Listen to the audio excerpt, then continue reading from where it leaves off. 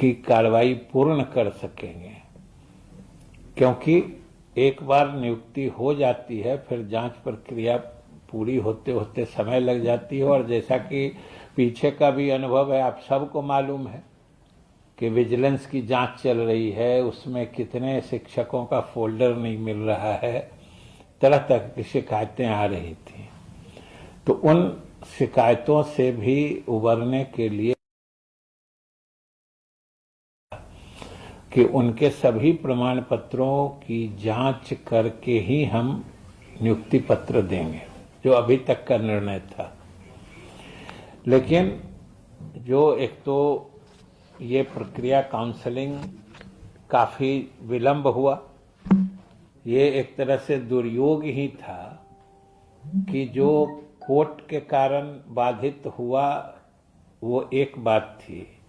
दूसरी बात, इसी क्रम में कोरोना का भी 3 फेज का प्रहार हुआ, जिसमें सभी गतिविधियां बंद हो गई, मतलब लॉकडाउन लग जाता था। उसके कारण भी हमको लगता है 1.5 वर्ष तो पूरा उसके कारण बाधित हुआ। तो इन सब कारणों से लगातार बाधित होता रहा। और आप सब जानते हैं कि लगभग 90,000 से ऊपर, आपको हम लोग हैंडआउट भी देंगे कि 90,000 से ऊपर रिक्तियां थीं जिसके विरुद्ध नियोजन की कार्रवाई चल रही थी। और अभी तक जहां तक नियुक्ति की कार्रवाई पूरी की जा चुकी है या काउंसलिंग का काम पूरा किया जा चुका है, लगभग 42,000, वो सही संख्या आपको हम लोग दे देते हैं, लगभग 42,000 शिक्षकों का चयन कर लिया गया है। मतलब वो नियुक्ति की प्रत्याशा में रुके हुए, जो आप लोग भी देखते होइएगा, बराबर उनके तरफ से भी मांग आती थी कि नियुक्ति पत्र मिलना चाहिए। और सच पूछते हैं तो हम लोगों को भी अच्छा नहीं लगता था कि जब नियुक्ति की प्रक्रिया पूरी हो गई है, इस बीच में प्रमाण पत्रों की जांच चल रही थी। अब उसमें प्रमाण पत्र जो 2 सबसे महत्वपूर्ण होते हैं, एक तो जो टीईटी होता है, बीटीईटी हो या जो ईटी हो, तो उसकी जांच होती है, और दूसरे जो उनके प्रशिक्षण से संबंधित प्रमाण पत्र होते हैं।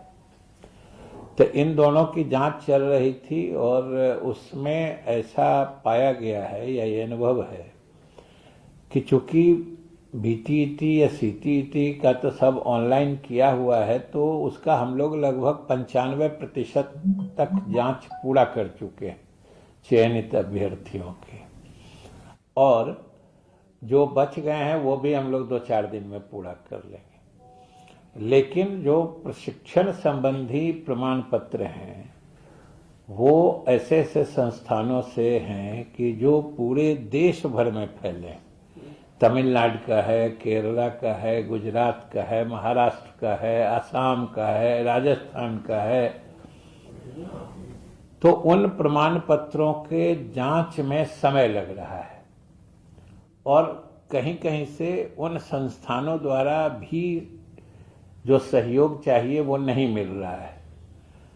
तो जाहिर तौर पर उसमें और अधिक समय लगने की संभावना है।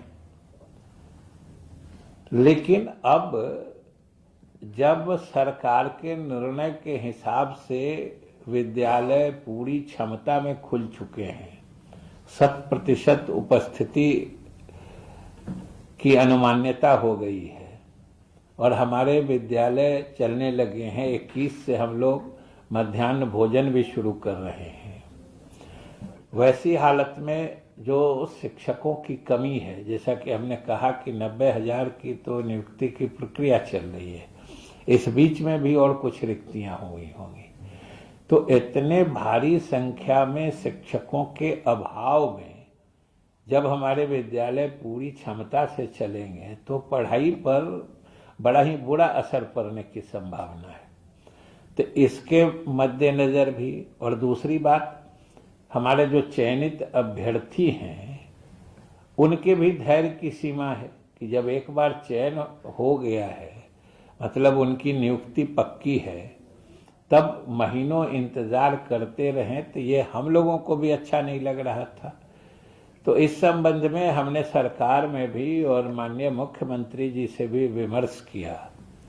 तो उनकी भी इच्छा थी कि नहीं, ये जो हमारे चाहे तो अभ्यर्थी जिनका नियोजन होना है या जो छात्र जिनका अध्यापन या पठन पाठन शिक्षकों के अभाव में सही ढंग से नहीं हो पा रहा था, उन छात्रों के हित में ये नियुक्ति का काम पूरा किया जाए।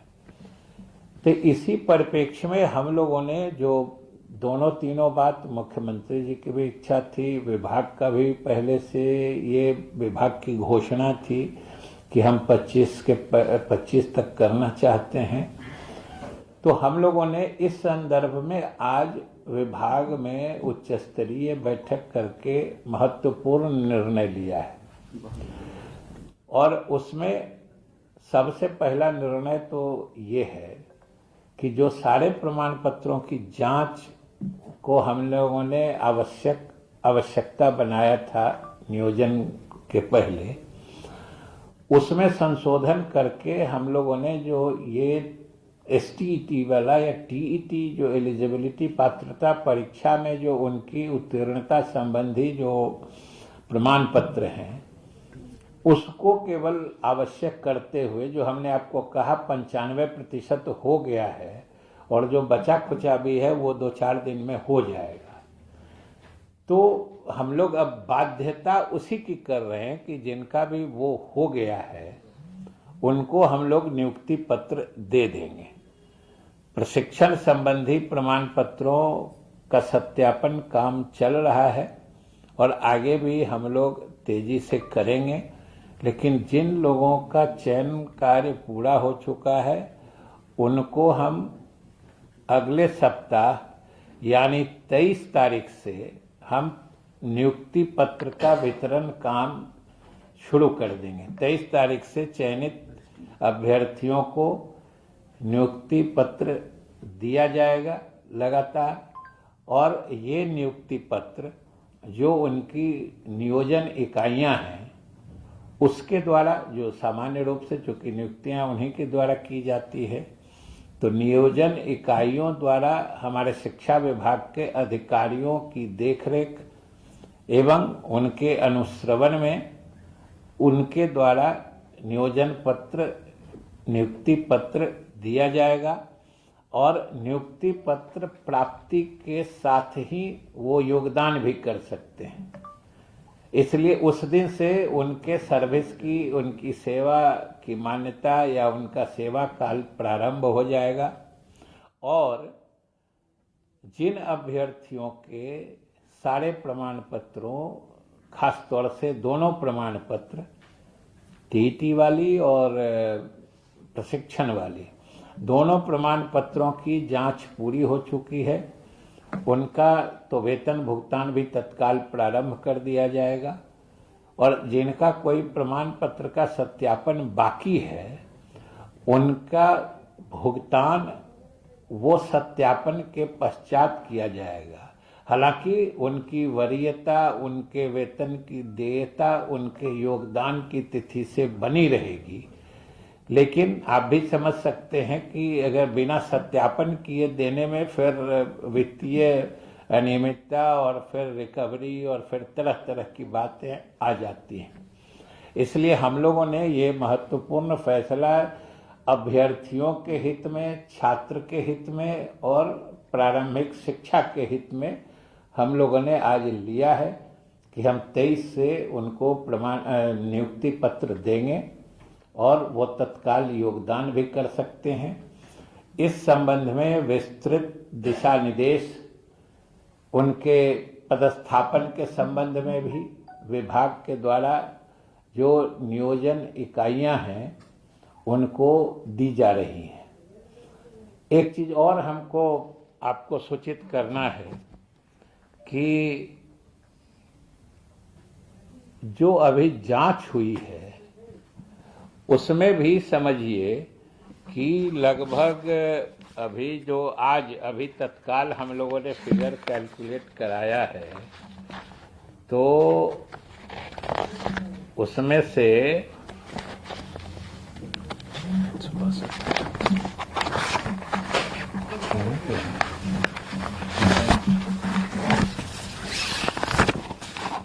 से समझिए कि 562 फेक पाए गए टीईटी का प्रमाण पत्र।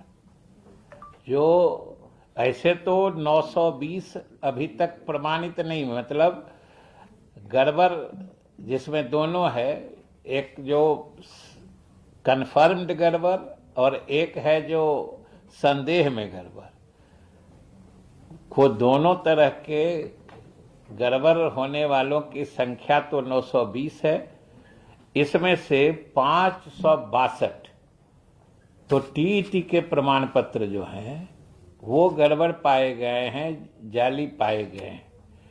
और जो शेष 358 हैं उनका भी सत्यापन नहीं हो चुका है, मतलब ये सब भी संदेह के घेरे में है।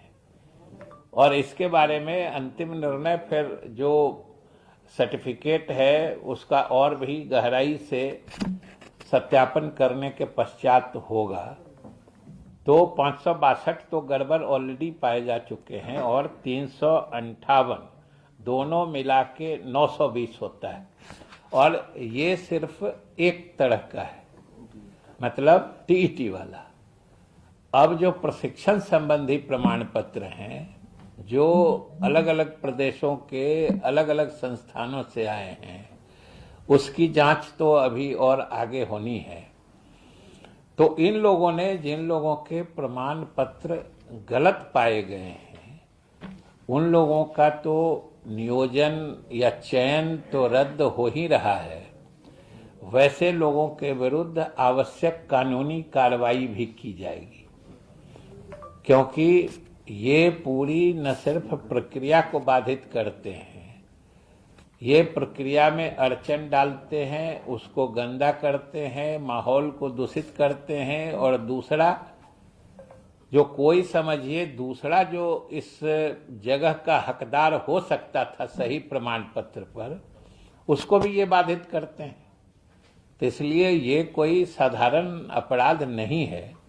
ऐसे लोगों के विरुद्ध हम लोग कानूनी कार्रवाई भी करेंगे। और आज इस मतलब कॉन्फ्रेंस, प्रेस कॉन्फ्रेंस के माध्यम से, आप लोगों के माध्यम से जो आने वाला समय है उसमें जो हम काउंसलिंग करने जा रहे हैं, उसके लिए भी हम सभी संबंधित अभ्यर्थियों से अपील करना चाहते हैं कि अगर आपको अपने प्रमाण पत्रों में किसी भी तरह का संदेह हो, किसी भी तरह के किसी गड़बड़ी की आशंका हो, तो आप काउंसलिंग में हिस्सा नहीं लें। वरना लेने के बाद जो गलत पाए जाते हैं, तो जैसा हमने कहा कि उनका चयन या उनका नियोजन तो रद्द होता ही है, उसमें फिर आपराधिक जिम्मेदारी भी बन जाती है, वो क्रिमिनल लायबिलिटी बन जाती है फ्रॉड करने की। तो उसके लिए हम लोगों को फिर कानूनी प्रक्रिया में जाना पड़ता है और उन लोगों के विरुद्ध प्राथमिकी भी दर्ज करानी पड़ती है। और आप समझिए कि अभी आपको बताएं हम कि डिस्ट्रिक्ट वाइज भी फिगर है कि सबसे अधिक भोजपुर में सीटीईटी जो होता है, सीटीईटी के 93 सर्टिफिकेट जाली पाए गए।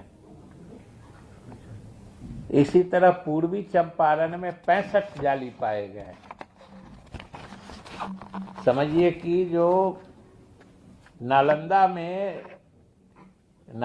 सीटीईटी का 13 है, मुजफ्फरपुर में सीटीईटी का 29 गड़बड़ पाया गया है। नालंदा में तो बीटीईटी का 25 गड़बड़ पाया गया है। सिवान में बीटीईटी का 35 मतलब जाली या गलत प्रमाण पत्र पाया गया है, जिन लोगों ने जमा किया है। इसी तरीके से और भी जिले का है, जो कुल संख्या हमने आपको बता दिया।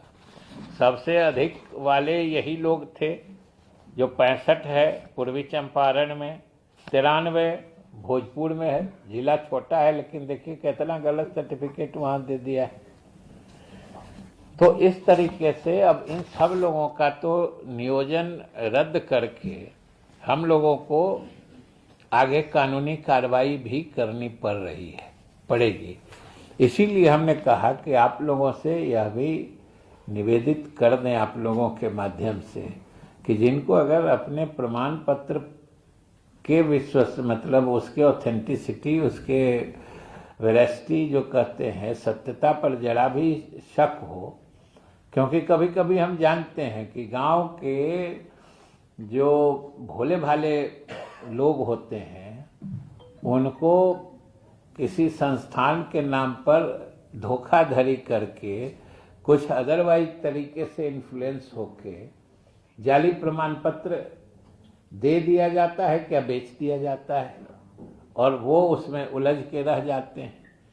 तो ऐसे लोगों से हम कहना चाहेंगे, अपील करना चाहेंगे कि वो लोग अब एक तो गलत जगह फंस गए, अब दूसरे फिर ऐसा गलत काम न कर दें सरकारी प्रक्रिया में कि फिर उसके लिए उनकी आपराधिक जिम्मेदारी बन जाए और वो फिर मतलब उन पर प्राथमिकी या कोई दर्ज करना पड़े या फिर आगे कानूनी पछड़े में वो पड़ेंगे।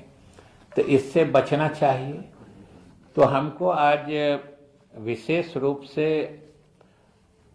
आज आपको विभाग के तरफ से, जैसा कि हमने कहा कि अभ्यर्थियों के हित में, छात्रों के हित में और राज्य में शिक्षा के हित में आज हम लोगों ने ये फैसला लिया है। और जो प्रमाण पत्र, जैसे हमने कहा कि टीईटी वाला तो मोस्टली हो ही गया है और हमको लगता है 23 तक हम लोग वितरण करेंगे, तब तक बचे हुए जो चयनित लोग हैं उनका भी हो ही जाएगा। इसमें भी हम लोग अब जो राज्य कहीं कहीं से अब 5-10 संस्थान है तो state dedicated nodal officer type का हम लोग देंगे, जिससे कि आगे की मतलब उसका सत्यापन का कार्य पूरा हो सके। वो जाके एक ही साथ हर जिले के उस प्रदेश के जो अलग अलग संस्थानों के प्रशिक्षण प्रमाण पत्र जमा किया है जिन अभ्यर्थियों ने, उनकी जांच वो कर सकेंगे, ऐसी हम लोग व्यवस्था कर रहे हैं।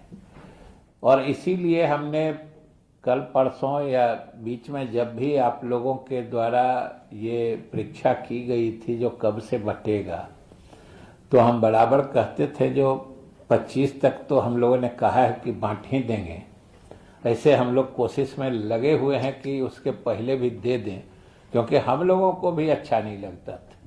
और हमने जब माननीय मुख्यमंत्री जी से भी बात की तो उन्होंने भी अपनी सहमति जाहिर की कि इसको और देर नहीं करनी चाहिए और जो लोग भी चयनित हुए हैं उनको नियुक्ति पत्र दे देना चाहिए।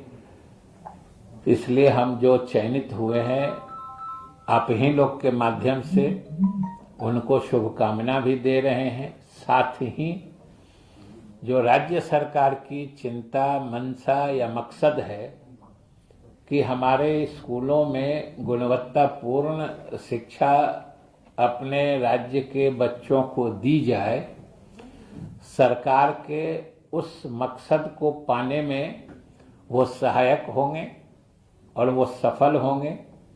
सभी चयनित या आने वाले 23 तारीख से जिन अभ्यर्थियों को नियुक्ति पत्र दिए जाने हैं उनको मैं शुभकामनाएं भी देता हूं।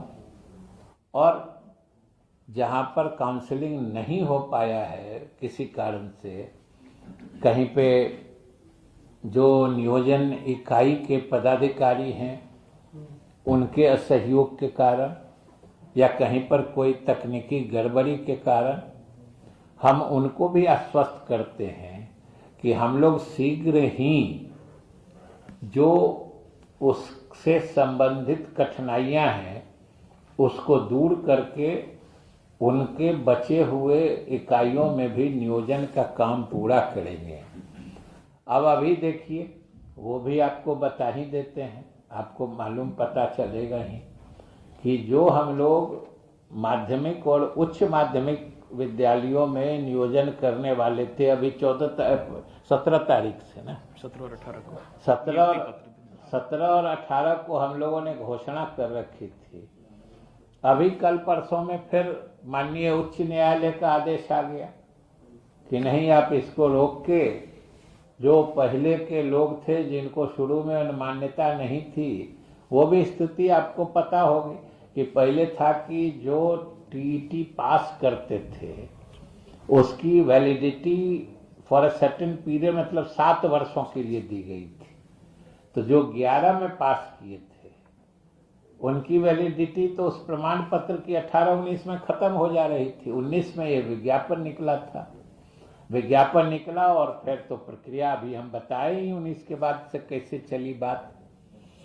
इस बीच में जो एनसीटीई है, national council for teachers education, जो सीटीटी या ये सब कराता है, उनका निर्णय हो गया कि नहीं, अब ये मतलब एक जो लिमिटेड टाइम के लिए वैलिडिटी रहती थी उसको अब लाइफ टाइम वैलिडिटी दे दी गई कि अब एक बार आप टीईटी क्वालिफाई कर गए तो आप जिंदगी भर के लिए क्वालिफाइड हो गए। जिंदगी भर के लिए मतलब जब तक आपका परमिसिबल एज है तब तक आपको वो मतलब क्वालिफाई जो किए हैं वो चीज प्रभावी रहेगा। तो अब वो एक नई चीज इस बीच में आ गई। अब इन सारे चीजों को लेके कुछ हमारे अभ्यर्थियों ने न्यायालय में याचिका डाली थी। हालांकि हम समझते हैं कि सरकार की तरफ से, अरे हम लोगों को क्या एतराज था, जितना अधिक लोग एलिजिबल होंगे, जितना अधिक लोग नियोजन के पात्र बनेंगे, उतना ही ज्यादा स्पर्धा होगी, उतने ही ज्यादा क्वालिफाइड लोग आएंगे। उसमें सरकार या विभाग को तो कोई आपत्ति थी नहीं। वो नियमों के हिसाब से ऐसी परिस्थिति बन गई कि जिस समय विज्ञापन निकला उस समय ये नियम नहीं था, अब ये नियम बन गया कि लाइफ टाइम वैलिडिटी रहेगी। तो अब कोर्ट ने कहा है कि नहीं, इन लोगों को भी अलाउ कर दीजिए। अब आप केवल हम लोगों के विभाग की परेशानी समझिए। संयोग से सब लोग जागरूक हैं कि हम लोगों ने उस श्रेणी के लिए भी सब मेरिट लिस्ट वगैरह बुला के 17-18 से, मतलब 2 दिन बाद से हम काउंसलिंग करने वाले थे। मतलब काउंसलिंग का मतलब उसी दिन उनका नियोजन, नियुक्ति पक्की होने वाली थी। अब इस बीच में परसों ये जजमेंट आ गया कि नहीं, आप इसको रोक के उसको अलाउ करिए। तो इस सब कारण से अब हम लोग को मजबूरी फिर उसको रोकना पड़ेगा। अपना प्रेयर दाखिल कर रहे हैं कि भाई हमारी प्रक्रिया तो एकदम मैच्योरिटी के लेवल पे है। हम लोग अब काउंसलिंग करके नियुक्ति करने वाले थे, इस पीरियड में उसको रोक के और फिर से किसी दूसरे श्रेणी के लोगों को उसमें पात्रता देने के लिए तो हमको फिर से विज्ञापन निकालना पड़ेगा। तो पूरी प्रक्रिया फिर से प्रारंभ करनी पड़ेगी। तो ये सब स्थितियां आती हैं जो विभाग के लिए बड़ी मुश्किलात और दुश्वारियां पैदा करती हैं। लेकिन हम लोग न्यायालय से भी अपील कर रहे हैं और हम लोग तो चाहते हैं भाई कि जितने अधिक लोग पात्र होंगे, जितने अधिक लोगों की पात्रता बनेगी विभाग के लिए तो उतनी अच्छी बात है। हम नियुक्तियां तो रिक्तियों के हिसाब से करते हैं, कोई पात्रता के हिसाब से तो करते नहीं है। और इसी तरीके से देखा, अभी कल हमने आप लोगों के भी चैनल उनल में भी और समाचार पत्रों में भी आ रहा था, जो हमारे एसटीटी पिछला बार 19 के रिजल्ट वाले जो लोग थे, जो merit, in merit list and not in merit list वाला चक्कर जो था, कल देखे थे बोर्ड ऑफिस में भी कुछ लोग गए थे, कुछ लड़के। उनको चिंता करने की जरूरत नहीं है, क्योंकि वो एलिजिबिलिटी टेस्ट होता है। उसमें मेरिट लिस्ट का कोई मतलब नहीं होता है। उसमें वेदर इन मेरिट लिस्ट और नॉट इन मेरिट लिस्ट दोनों क्वालिफाइड है। जब भी रिक्तियां आएंगी तो वो दोनों उसकी पात्रता रखेंगे और दोनों उसमें नियुक्ति या नियोजन हेतु आवेदन कर सकेंगे। इन चीजों को हमने पहले भी स्पष्ट कर दिया है, लेकिन शायद वहां से लगता है प्रमाण पत्र निर्गत करने में थोड़ी देर हुई है।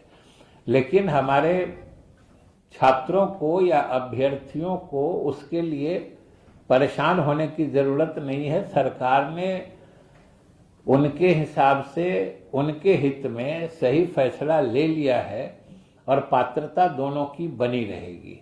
और वो तिथियां भी हम ये सब इन सब चीजों से जब माननीय उच्च न्यायालय से इजाजत ले लेंगे तो वो तिथियां भी हम जल्द घोषित करेंगे। तो हमको तो इतने कहना था।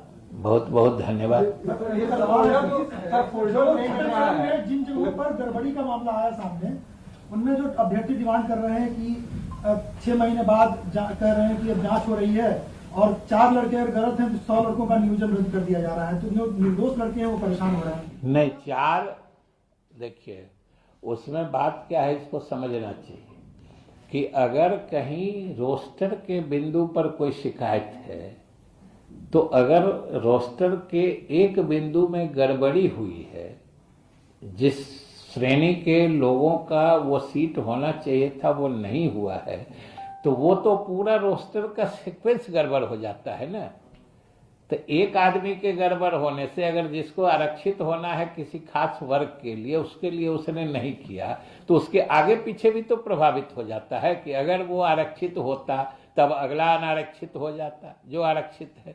तो इसलिए हम लोग कोई चॉइस से या कोई पसंद से नहीं करते हैं। आप सोचिए ना कितनी परेशानी होती है एक एक चीज को मॉनिटर करके नियुक्ति की प्रक्रिया को अंतिम रूप देने के लिए। हम लोग तो चाहते हैं कि जितनी जल्द पूरा कर लें, क्योंकि आप सोचिए ना सरकार के लिए ये बड़ा ही अफसोस की स्थिति हम लोग मानते हैं कि हमारे विद्यालयों में रिक्तियां हैं, हमारे छात्र शिक्षकों के अभाव में मतलब पूर्ण रूपेण पढ़ाई सुचारू रूप से नहीं हो पाती है। तीसरी बात कि हमारे योग्य अभ्यर्थी बेरोजगार हैं। तो सरकार के लिए तो ये तीनों अलग अलग चिंता का विषय है। इसलिए हम लोग तो चाहते हैं कि हर हाल में नियोजन का काम पूरा कर रहा है। सर, उसमें जो भी अभी चयनित अभ्यर्थी हैं नियुक्ति पत्र मिलने के बाद स्कूल में कैसे जो ये टीचर है वो योगदान दें, मतलब कब तक स्कूल में तो ये बता दें आपको, इसीलिए हमने एक लाइन कहा था उसमें कि इनको जो नियुक्ति पत्र मिलेगा ये पदस्थापन स्थल के साथ मिलेगा और जो जो नियोजन इकाइयां हैं वहां जो शिक्षकों का या मतलब अभ्यर्थियों का चयन हुआ है, पदस्थापन में कैसे प्राथमिकता देनी है, पदस्थापन का मेरिट लिस्ट या प्राथमिकता सूची कैसे होगी, ये भी विभाग के द्वारा उनको दिया जा रहा है सर्कुलेट करा के। और उसमें जो प्राथमिकता सूची होगी वो उस सूची के हिसाब से मेरिट कम चॉइस बेसिस होगा। जैसे आपको एक उदाहरण के तौर पर बता दें, जो दिव्यांग आरक्षित वर्ग की महिला है वो टॉप प्रायोरिटी पे रहेंगे, खास के दिव्यांगता के कारण। आप सब सहमत होंगे, जो कोई दिव्यांग है तो पदस्थापन में वो प्राथमिकता या इच्छित जगह पाने में उसकी प्राथमिकता होनी चाहिए। तो इसी तरीके से महिलाओं को प्राथमिकता दी जा रही है, दिव्यांगों को दी जा रही है। तो ये सूची मतलब उनको पदस्थापन में कैसे इसका निर्धारण करना है, कैसे चॉइस देना है, इसका भी डिटेल्ड गाइडलाइन उनको दिया जा रहा है, जो नियोजन इकाई के द्वारा वो फॉलो किया जा रहा है कि नहीं, इसका हमारे स्थानीय अधिकारी उसका अनुश्रवण करेंगे, मॉनिटरिंग करेंगे और उस हिसाब से उनको दिया जाएगा। और जो नियुक्ति पत्र मिलेगा उसमें उनके पदस्थापन का जगह भी रहेगा और उनको वहां कहे ना जो वो नियुक्ति पत्र मिलते ही वो चाहे तो अगले दिन ज्वाइन कर सकते हैं, अगले दिन से वो शिक्षक बन जाए। एक सवाल है सर, जैसे एक सवाल और बाकी है नियोजन का, काउंसलिंग का, जो 14-16 मार्च तक होना है, तो क्या सीनियरिटी जूनियरिटी का मामला नहीं होगा? कोई सीनियरिटी जूनियरिटी तो एक इकाई का मामला है। नियोजन प्रक्रिया चलती है, 42,000 शिक्षक आपको मिलते हैं, 90,000 की जरूरत है, तो नहीं लगता है कि नियोजन प्रक्रिया में कहीं न कहीं कुछ कमी है या कुछ? नहीं, नियोजन प्रक्रिया में कोई कमी नहीं है, और ये जो अभी मिल रहे हैं ये तो एक खास स्थिति बन गई ना, जो हमने आपको बताया कि ये पिछले 3 साल से कोई बने सिस्टम के गड़बड़ी के कारण हो, ऐसी बात थोड़े है। अब 2 साल कोविड में सब कुछ बंद रह गया, ये कोई जानता था क्या, या हम आप जानते हैं क्या? अभी ही हम कह रहे हैं, अभी तो ओमिक्रॉन महाराज जी की थोड़ी कृपा है, इसीलिए हम लोग बात आगे बढ़ाते जा रहे हैं। किस दिन उनका रुख खराब हो जाएगा, फिर क्या चलेगा क्या रुक जाएगा, ये कौन जानता है। 7वां का भी घोषणा कर दीजिए। 7वां का तो बताए ना, तो वो तो पूरी होने दीजिए। सीनियरिटी तो सर बढ़ जाएगी ना इनकी, जो जिनको सर 23 तारीख को नियुक्ति पत्र मिल जाएगी। सबकी सीनियरिटी तो नियोजन इकाई तक ही सीमित है ना, जहां पर काउंसिलिंग ही नहीं हुआ है, उनके अपने नियोजन इकाई में कहां से वरीयता प्रभावित होगी, ये सोचिए ना। 7वें का तरीका नियोजन इकाई। चलिए, अब लगता है धन्यवाद।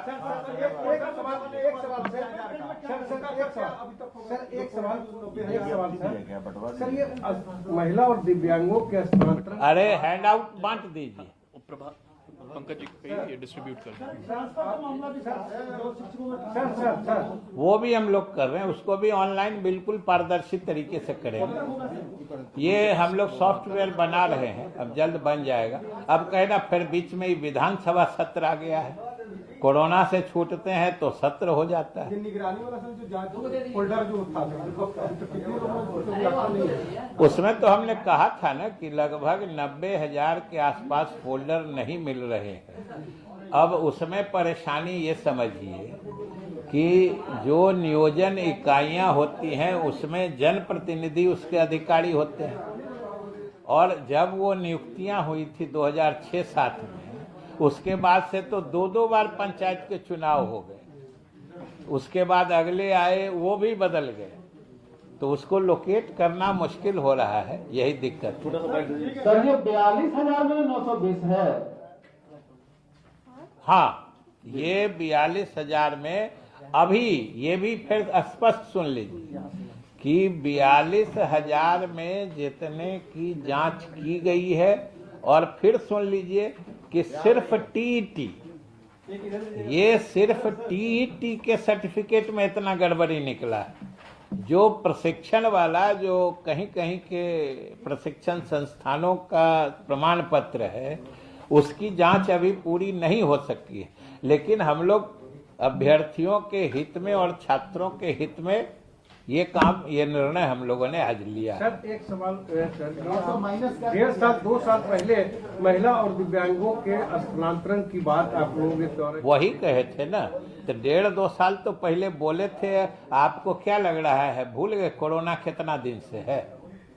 कोरोना में कितना दिन तक बंद रहा है? लेकिन हम लोग उसके लिए जो कहा ना कि हम लोग पारदर्शी तरीके से सबका सॉफ्टवेयर डेवलप कर रहे हैं और उस पर आवेदन लेंगे, और महिलाओं दिव्यांगों को प्रथम चरण में हम लोग उनके इच्छित स्थानों पर या रिक्तियों के मुताबिक उसके नज़दीक हम लोग स्थानांतरण करेंगे। क्योंकि ये भी बता देते हैं कि हम लोगों के पास ये ट्रांसफर पोस्टिंग में ये कोई इशू नहीं है।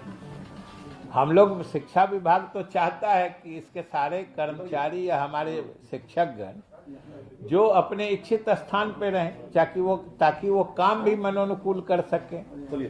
हमने तो शिक्षकों को कहा है कि आपकी सारी समस्याओं को हम देखेंगे, लेकिन आप हमारी समस्या जो शिक्षा है, जो समाज की समस्या है, वो अच्छी शिक्षा है विद्यालयों में, आप विद्यालयों में गुणवत्तापूर्ण शिक्षा प्रदान करें, अपना 100% शिक्षण कार्य में लगाएं, आपकी परेशानियों को हम जरूर देखें। सर, ये एक सवाल सर, नियुक्ति पत्र सर कैसे पुस्तकालय अलग अलग नियोजन चलिए ना, पुस्तकालय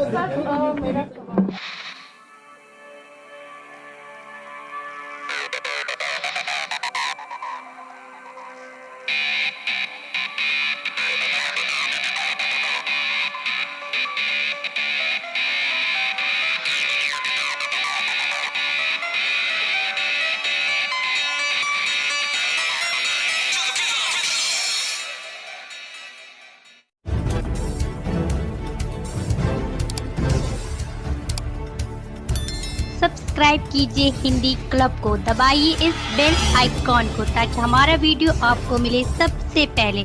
शेयर करें अपने दोस्तों के साथ ताकि वो भी इसका लाभ उठा सके। ये सब बिल्कुल फ्री है।